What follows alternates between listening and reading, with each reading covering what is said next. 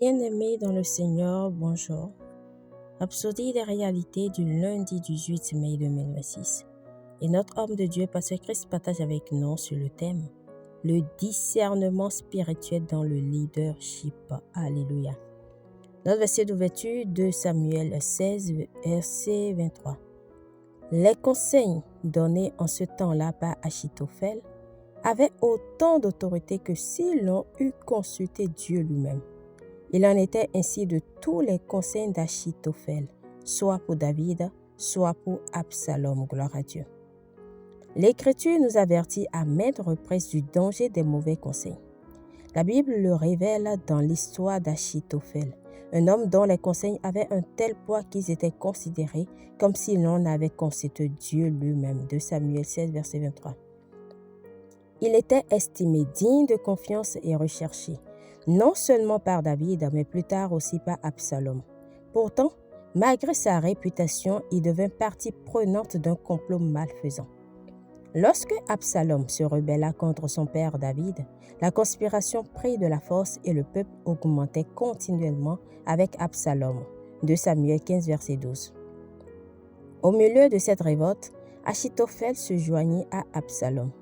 Alors, l'on vint dire à David, Achitophel est avec Absalom parmi les conjurés. 2 Samuel 15, verset 31. La présence d'Achitophel dans le camp d'Absalom représentait un avantage stratégique car ses conseils étaient puissants, persuasifs et influents. Mais David ne paniqua pas et n'essaya pas de déjouer Achitophel par des stratégies humaines. Il pria simplement, « Ô Éternel, réduis à néant les conseils d'Achitophel. » 2 Samuel 15, verset 31, gloire à Dieu. Cette prière révèle une vérité essentielle.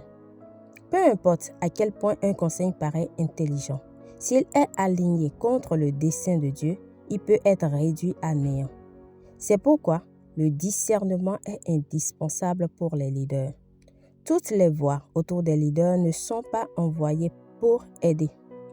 Certains conseillers se présentent comme sages, mais leur intention est de tromper, de diviser et de détruire. Ils écartent ce qui est bon, parlent contre les justes et cherchent à implanter des idées qui affaiblissent ce que Dieu est en train de bâtir. Mais ils ne sont pas hors de portée du jugement divin.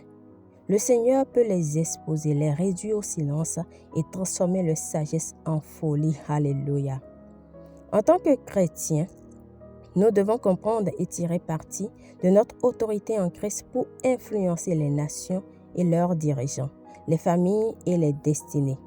Par conséquent, priez toujours avec intelligence, afin que ceux qui sont en autorité soient guidés par la vérité, entourés de conseils justes et fortifiés pour accomplir le dessein de Dieu. Priez que l'Esprit de Dieu leur accorde continuellement le discernement pour identifier et triompher des agendas trompeurs et pour marcher dans la sagesse de Dieu. Gloire à Dieu. Alléluia. Priez. Cher Père, je te remercie pour la sagesse de ton esprit à l'œuvre en moi et dans ton Église. Je prie pour les dirigeants des nations et des institutions afin qu'ils soient entourés de conseils justes et guidés par la vérité. Toute influence trompeuse est exposée et tout conseil qui s'oppose à ton dessein est rendu insensé. Ta sagesse prévaut et ta volonté est établie sur la terre. Au nom de Jésus. Amen. Pour une étude approfondie, nous lisons Psaume 33, verset 10 à 11, Proverbe 21, verset 30, 2 Samuel 17, verset 23. À présent, nous aimerions vous donner l'opportunité de naître de nouveau, de recevoir le Seigneur Jésus-Christ comme votre Seigneur et Sauveur, afin d'avoir la vie éternelle. Car nul ne peut aller vers le Père sans passer par lui. Alléluia. Nous vous invitons donc à faire cette prière de tout votre cœur et de manière à vous entendre. Si vous croyez déjà en Jésus-Christ, dites « Ô Seigneur Dieu, je crois de tout mon cœur en Jésus-Christ, Fils du Dieu vivant. Je crois qu'il est mort pour moi et que Dieu l'a ressuscité des morts.